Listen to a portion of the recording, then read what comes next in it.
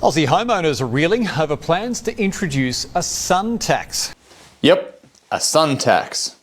Well, don't act too surprised. We've been talking about this for years. From July 1, electrical companies are planning to charge residents for feeding power back into the grid. So while this has been something that we've known is coming for years, it's interesting to see that it is now coming out along with a couple of other policies that have just magically rolled out right at the same time. Skyrocketing power bills have inspired a third of Aussie homeowners to install solar panels, but the savings are beginning to erode. So part of the problem with the solar industry is that people are still caught on the mentality of what solar used to do and expect it to work the same today.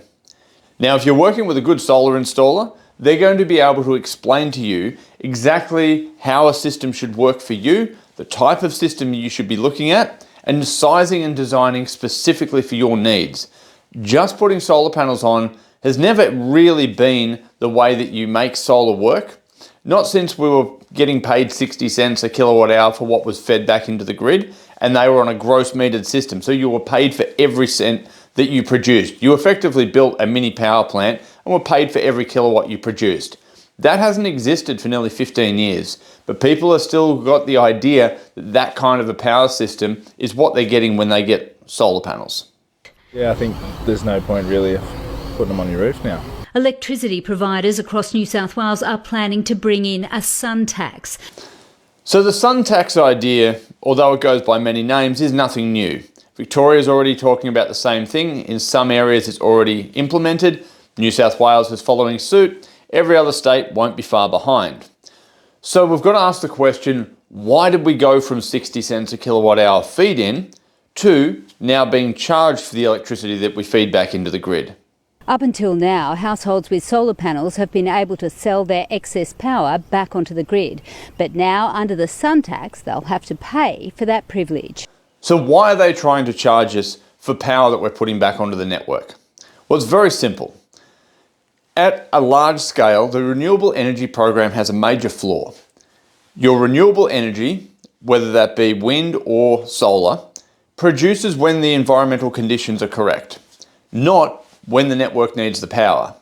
For this to roll out at a national level, and certainly at a network level, covering states or multiple states, they need some mass way of being able to collect that energy when it's not needed and use it when they want it.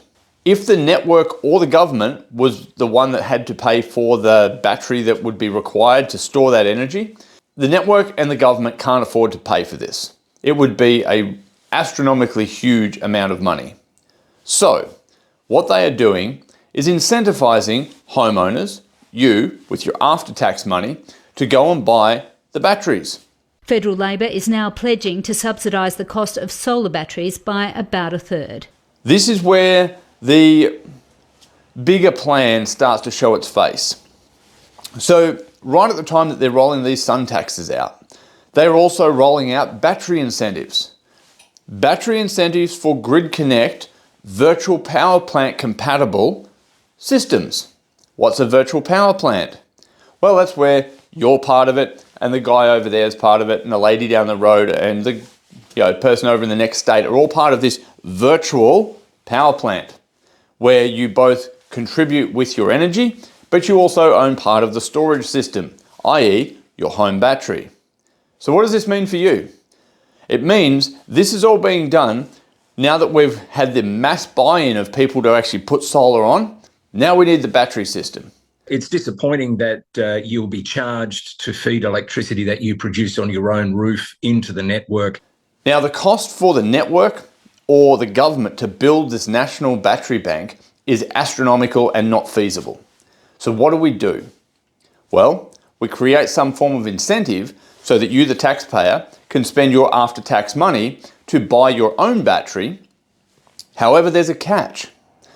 That incentive is going to be only limited to equipment, battery systems and inverter systems that are compatible with a virtual power plant. And why is that? Do they just want to monitor how well it's performing? No. What they want to do, and they have already done tests on this to prove the viability of this on a small scale, is that they can signal your virtual power plant compatible inverter system and tell it to dump the power out of that battery back onto the network. Now, all inverter systems in Australia are required to be grid interactive, meaning that they can be controlled by the grid to tell it to ramp up, ramp down, turn off, or they can dump the power out of your battery. So what that means is, and this will extend into electric vehicles as well, as you're hooked up with your electric vehicle, your solar home battery system, and all of a sudden the network needs power now. So they're going to trigger all their virtual power plants to dump that stored battery energy back into the network. Sends the wrong signal. I think we really should be figuring out how can we use all of this abundant resource we have. How can we make use of this abundant resource, being the sun, that we're producing this energy for? Well, it's real simple. Yes, it's a bit more of a financial investment, but you can set up a power system where you're actually separate from the grid, where they can't touch your system. They can't export off your battery. They can't ramp your system down. And if the grid goes down, you remain unaffected. That's the entire system type that we build. These are standalone power systems, and you can still be connected to the grid, and you can have that as your secondary supply in case it's a cloudy day and you've run out of solar and you need to back your system up and get some more power into your system. You can use the grid for that purpose, but it prevents all of this virtual power plant stuff and whoever it is, the network, the government, whoever, being able to access your battery, your solar, and control your system. We build systems that don't have that. Questions raised as to why state Labor hasn't shut down the move, called on to review the sun tax as a matter of urgency. So why would the state government get involved in trying to undo the very thing that they're trying to build? Don't expect an outcome from the government to be able to come in and save everybody from this sun tax. It may, if there's enough public pressure, change its name, but in essence, the idea will not die, because this is what they've been building for the last 15 years. This has always been the plan, and this will roll out. The only way to protect yourself is to build yourself a standalone power system that can operate independent to the grid, where you are not tied to nor required to use their power or be subject to when they decide how it needs to operate. And that is 100% possible.